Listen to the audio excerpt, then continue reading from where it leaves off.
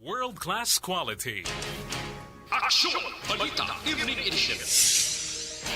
Magadulong sa inyo sang mga nagapanguna nga balita lokal, national, international, sports, kag entertainment. Aksyon! Balita Evening Edition. Kag karon ang inyong news team. Una sa balita, una sa aksyon.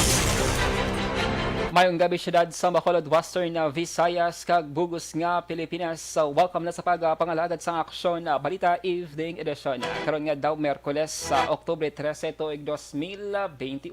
Makitan kita live sa among official Facebook page kag sa YouTube channel ang Aksyon Radyo Bacolod, kag mabatian pagi sa www.actionradyobacolod.com.ph.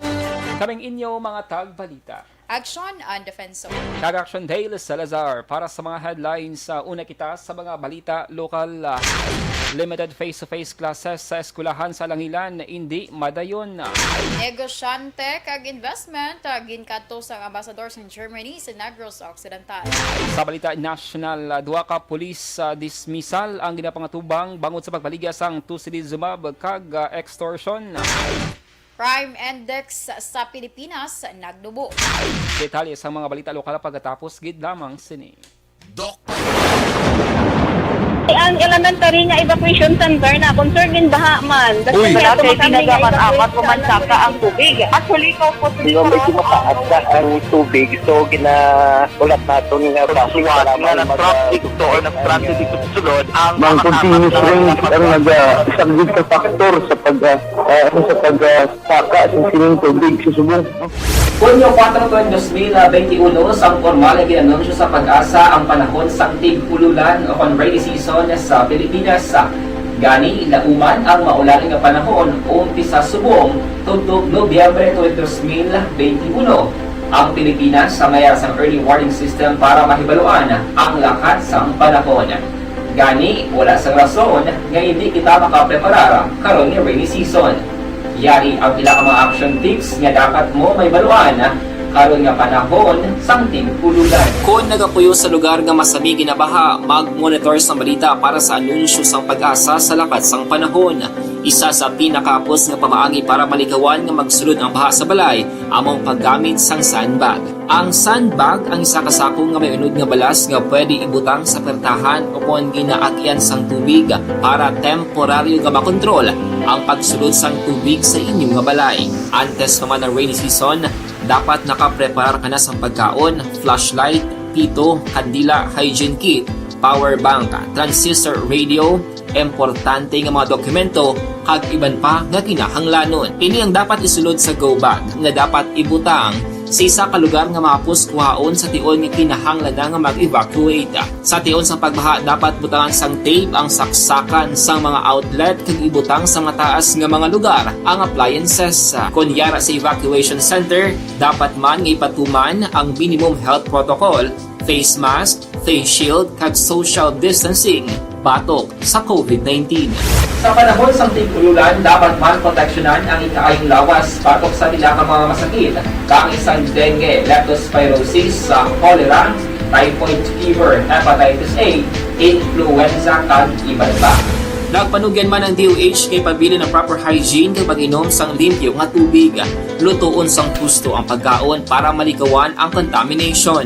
Maghugas sang kamot antes kag pagkatapos sang kaon kag matapos nga mag-usar sang banyo. Likawan man ang paglangoy o kon pagtubog sa baha.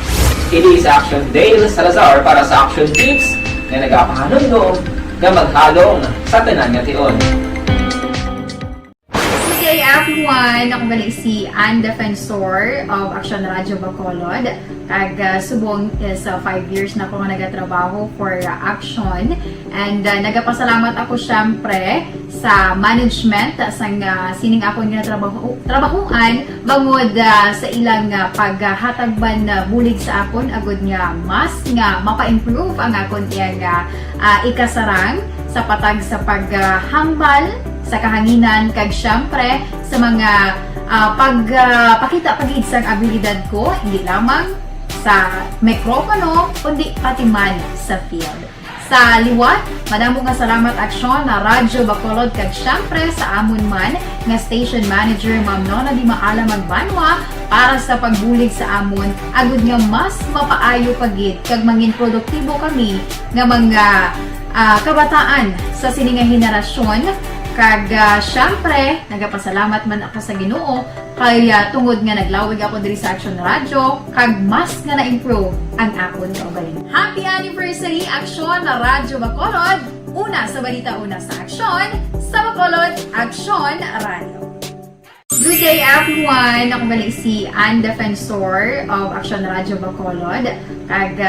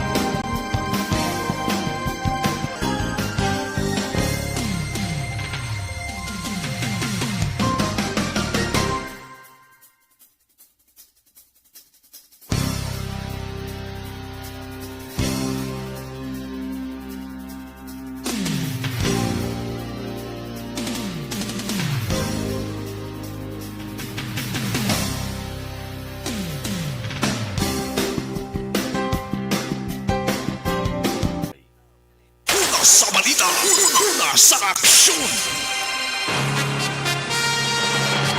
Lasay sa 14 Action Radio Philippines Standard Time kagkaron sa detalye na sang mga balita lokal.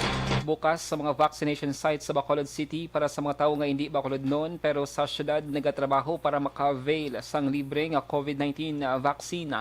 Una na nga ginanunsyo sang Bacolod Emergency Operations Center nga bukas na sa tanan nag-edad 18 anyos pasaka ang pagpabakuna. Inang ginhimo nga tikang sang Bacolod EOC matapos na record nagligad nga bulan ang 168 ka mga COVID deaths kag 140 diri ang mga wala na bakunahan na. Sulod kay Bacolod EOC Executive Director M. Ang kun Bacolod noon magdala lang lamang sang government issued ID nga nagapakita nga silang taga Bacolod para mabakunahan na. Samtang ang mga non-Bacolod residents naman ang dapat magpresentar sa inasining ID nga sila ang nagatrabaho sa syudad. Nagpanumdum si Ang sa maluyang magpabakuna nga dapat nakaregister sa gihapon online. Sa Bacolod City, masobra na sa 200,000 ang nabakunahan kontra COVID-19. Any government-issued ID, amula ng atong requirement, ang ID mo should show nga taga Bacolod ka. Kung hindi ka taga Bacolod but you work sa Bacolod, kinala ng imo nga work ID naman, ID kung diin ka gaubrabla para mapamatudan nyo diri ka sa Bacolod Ubra. Nabatian si Bacolod EOC Executive Director M. Ang. Hindi na mo dayon ang rekomendasyon nga limited face-to-face classes sa senior high students ng Alangilan National High School. Hinangin kumpirmar ni Veneranda Ortonio ang principals ang nasambit nga eskwelahan matapos nga wala nakapasar sa assessment bangod sa na-record nga kaso sa COVID-19 sa barangay. Suno kay Ortonio, bangod sini hindi maghatag sang permiso ang lokal nga gobyerno sa Bacolod. Pero suno sa principal, preparado na ang ilang eskwelahan kun health kag safety protocol ang pag-aistoryahan. Ginpayag man sini nga sa limited face-to-face classes, kinahanglan man ang consent sa mga ginikanan sa mga estudyante. Una na sa tugon pahayag ni Bacolod Schools Division Superintendent Gladys Amelin Sales, nga nakip lamang ang eskwelahan sa limited face-to-face classes kung wala sang ma-record nga active COVID-19 cases sa barangay. Sa iban nga balita lokal, ginaprobahan na sang sanggol ng panglungsod sa Bacolod City ang appointment ni Attorney Edward Joseph Quansing bilang bagong city administrator sang syudad sa virtual session sang council subong nga hapon. Suno kay Quansing 2011 to 2013 sang nagtrabaho ini sa City Legal Office, 2013 to 2016 sa talatapan ni anay congressman karon Mayor Bing Linalia, ag 2016 tubtob karon bilang secretary to the mayor. Ginbuslan ni Quansing si anay City Administrator M. Ang nga nagapapili bilang konsehal sang syudad sa 2022 elections. Suno kay City Councilor Dindo Ramos ang chair sang Committee on Laws.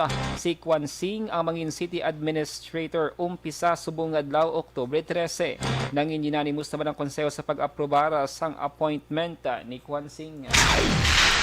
93.29% sa 1,029 kabayal sa Pfizer Pfizer COVID-19 vaccines nga ginpadala sa 18 ka banwa kag syudad sa Negros Occidental nagligid nga Oktubre 12 ang natigayon nga mabakuna sa mga vaccinees. Sa datos ng gobyerno provincial nagapakita nga sa 1,029 kabayals, 960 sa mga ini ang nausar para sa unang dos, kag 69 lamang ang wala may-utilize. Pinakadamo nga alokasyon ang syudad sang Sagay nga may 150 kabayals, syudad sang Bago may 122, syudad sang Talisay nga may 1 kagatos, sa Bano sang Ilog nga may 90, syudad sang Escalante 83 kag syudad sang San Carlos nga may 80. Sa 18 ka mga ginpadalaan nga LGU, 3 sa mga ini ang wala makapaubos gamit sang bakuna. Ni amo ang Bago nga may nabilin nga 44 kabayals, San Carlos nga may 21 kag Don Salvador Benedicto nga may 4. Nagligad nga Oktubre 9 nag-abot sa Bacolod Silay Airport pagi sa Cebu Pacific ang 53,820 doses sa Pfizer COVID-19 vaccines para sa probinsya. Ang isa ka vial sang Pfizer ang nagaunod sang 6 ka doses. Sa katapusan nga balita lokal, 3 na lang aktibo nga kaso sang COVID-19 sa Negros Occidental Police Provincial Office. Sa record sang NOCPO, naglambot na sa 241 ang ilang kaso apang mayara na sang 228 ka mga recoveries, samtang 7 diri ang naka-facility quarantine kag isa ang naka-hospital quarantine. Napabilin man sa duwang napatay bangod sa virus. Samtang sa 2,374 ka uniform kag non-uniform personnel sang NOCPO, 2,321 na ang vaccinated, kag 53 na lang ang wala pa mabakunahan. Sabay naman sa Bacolod City Police Office, naglambot na sa 165 ang kaso sang COVID-19. Apang 3 na lang diri ang aktibo nga kaso kag may 162 ka mga recoveries. Sa balita, sa aksyon! Kasay sa 19 Action Radio Philippines Standard Time, KBC Plus mga ka-action.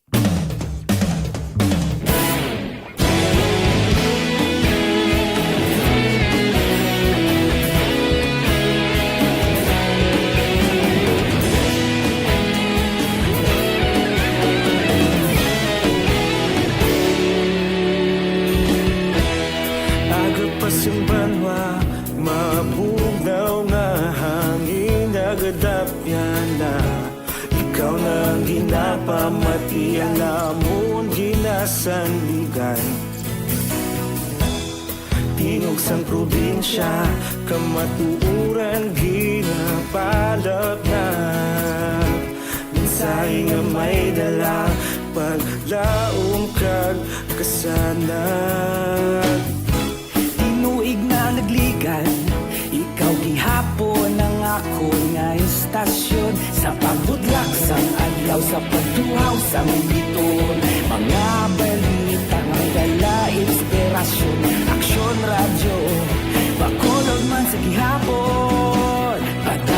Action Radio, Bacolod saludo sa imo. Padayon Action Radio, salamat isa pagserbisyo. Patas kag balanse, patuod nga mensahe, wala sang ginagampingan. Padayon Action Radio.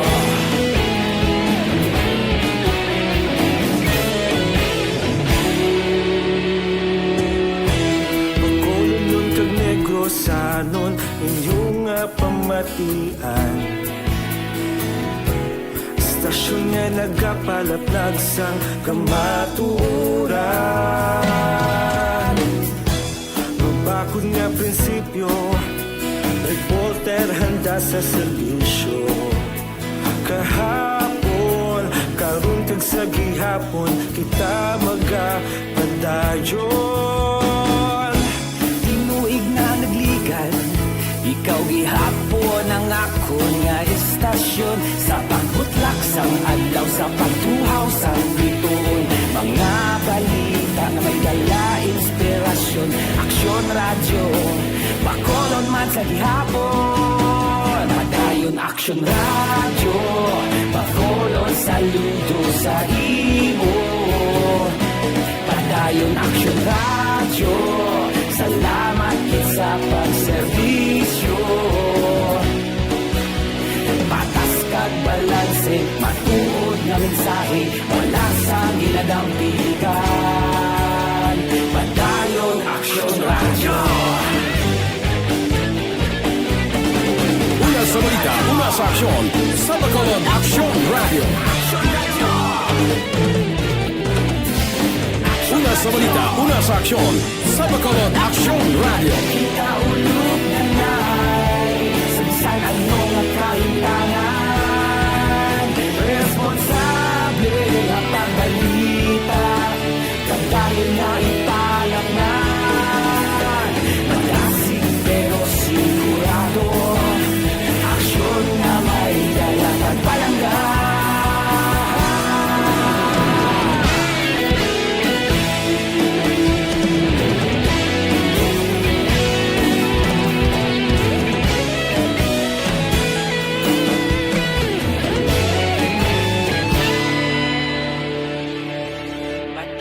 Action Radio, Bacolod saludo sa imo. Padayon Action Radio, salamat gid sa pagserbisyo. Padayon Action Radio, Bacolod saludo sa imo. Padayon Action Radio, salamat gid sa pagserbisyo. Patas kag balanse, matuod nga mensahe, wala sang ginadampigan. Padayon Action Radio.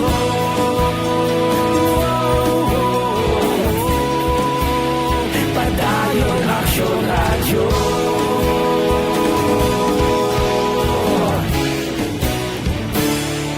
Padayon Action Radio.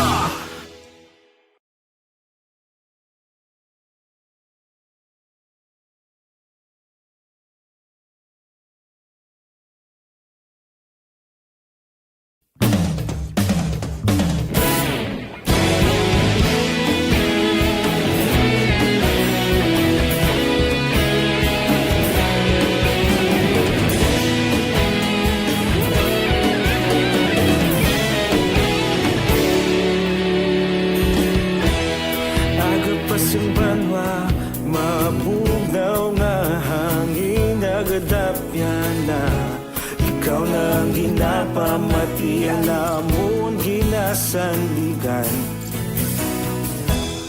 tingog sang probinsya, kamatuuran ginapalap na. Mensahe nga may dala, paglaom kag kasanag. Inuig na nagligan, ikaw gihapon ang ako nga istasyon, sa pagbudlak sang adlaw, sa pagtuhaw sang bituon. Mga balita nga dala inspirasyon, Aksyon Radio, Action Radio, Bacolod saludo sa imo. Padayon Action Radio, salamat sa pagserbisyo. Patas kag balanse, patuod ng mensahe, wala sang hinadang pilihan. Padayon Action Radio.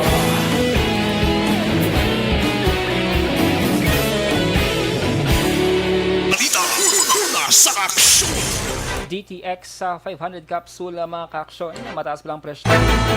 Do not just throw away questions and statements. Kasma ng aton sining Facebook page pagiya sa Action Radio. Ladies and gentlemen, this is Action Radio Bacolod. Action Radio Bacolod, number 1! Nagpanguna ang Action Radio Bacolod sa pinakaulihing survey sa Nielsen nga kakuha sa commanding radio station share.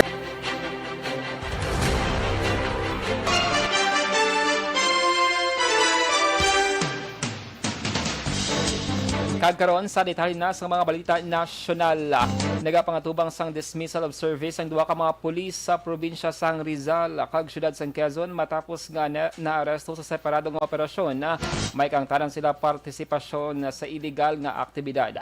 Sa statement, ginaresto sang National Bureau of Investigation kon NBI sanay Police Staff Sergeant Ariel Yalong sang Quezon City ang sa illegal nga pagbaligya sang overpricing nga tusilizumab ang bulong para sa COVID-19.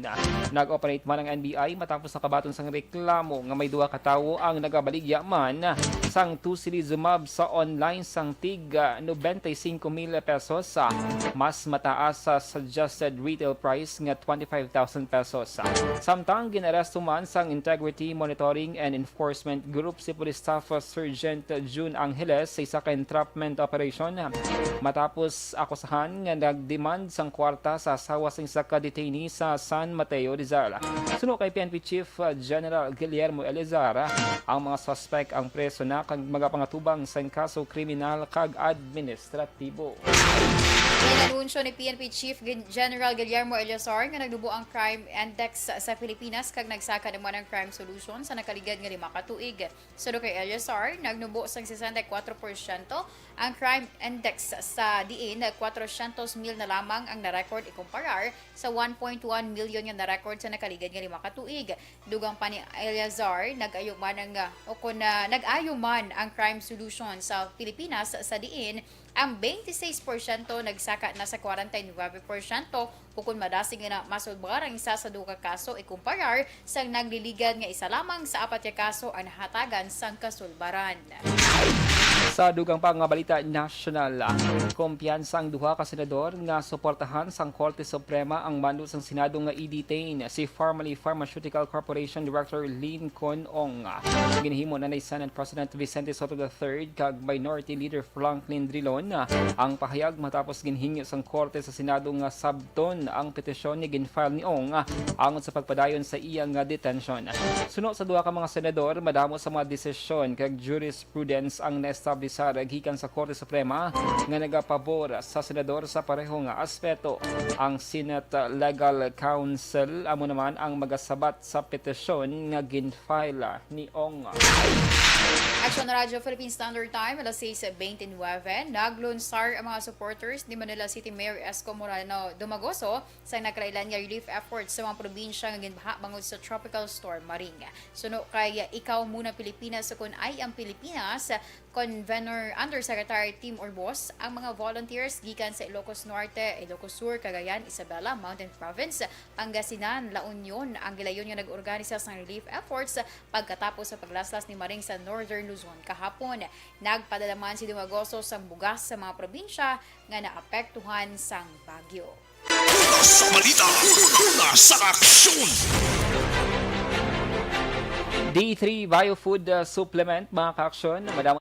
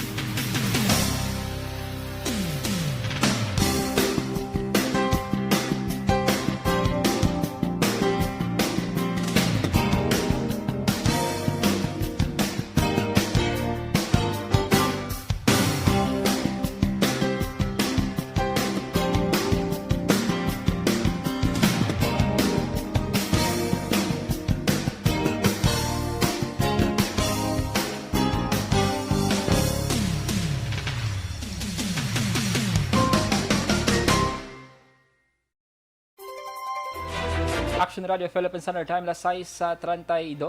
Inyo nabatian ang kabugusan ng mga balita sa Aksyon Balita Evening Edition.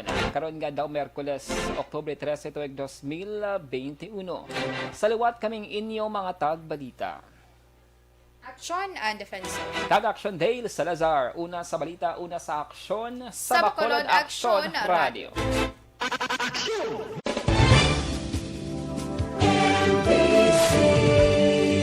Manila Broadcasting Company.